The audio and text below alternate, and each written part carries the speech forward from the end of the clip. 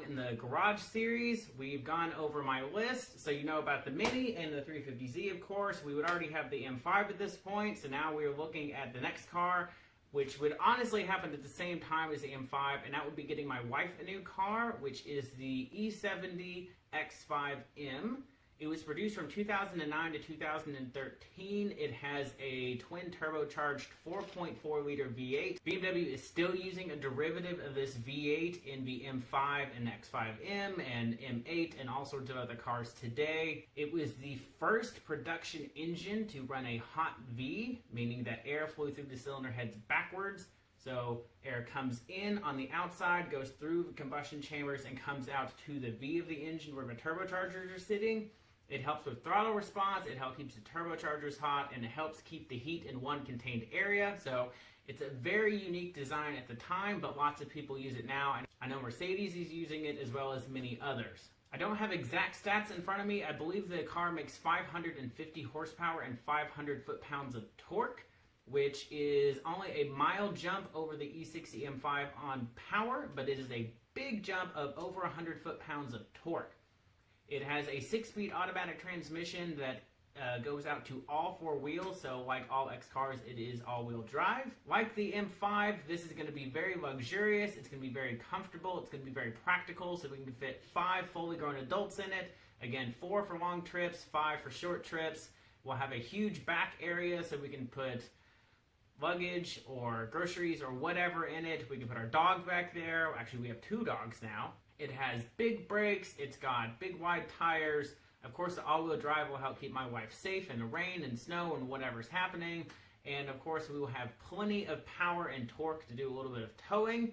So we will be towing the 350Z with it until we get a proper tow vehicle. I know it's got a short wheelbase, but it can be done just with a little bit of patience and caution. I believe it has a 6,000 or 7,000 pound tow rating, which trailer and the 350Z is going to be way lighter than that. So I'm not worried about that at all. I have zero intentions of modding this car at all, other than one very specific mod, which will be exhaust cutouts, so that when my wife is driving it, it can be nice and quiet, and when I want to have a little fun in it, I can hit a button and we can, make some loud noises and a tune, because again, I can put the tune on and I can take it right back off. It's not going to be too difficult.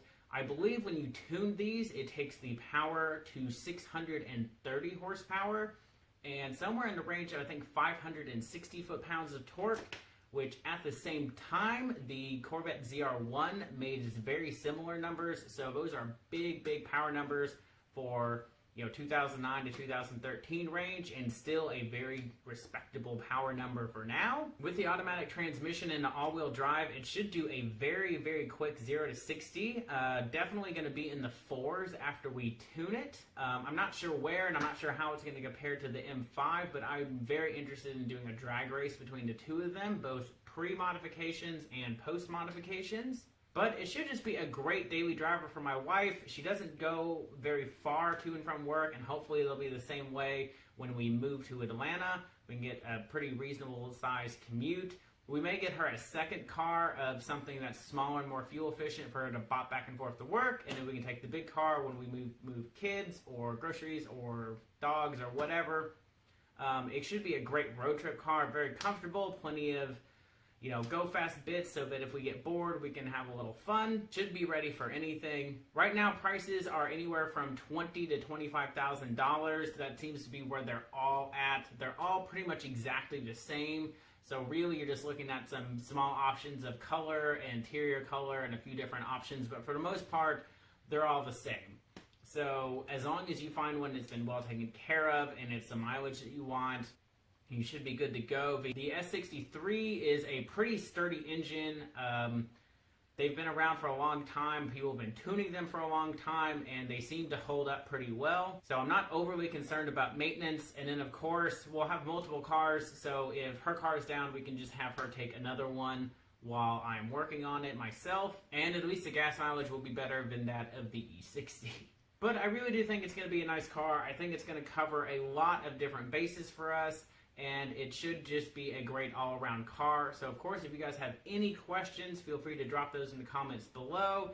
Hit that subscribe button, and I will see you guys next